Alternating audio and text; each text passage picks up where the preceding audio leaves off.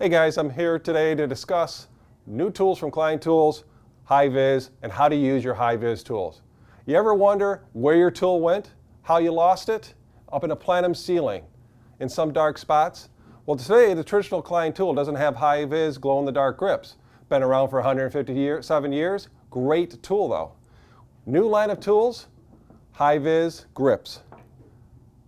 Wire stripper, the famous ever side cut plier, and a diagonal cut plier. As you can see, all with high-vis glow-in-the-dark grips. What's special about these? How do I use them? Well, easy. Put them in natural sunlight, flashlight or whatever, up to 5 minutes charge time, and then you're going to get up to 30 minutes glow time. So you never have to worry about if I'm looking around for my tool, it's going to glow very nice and very bright. Here's how it's going to look when you lose your tool. Now, which one can you see a lot easier if it's lost? The old 157-year plier or the new glow-in-the-dark?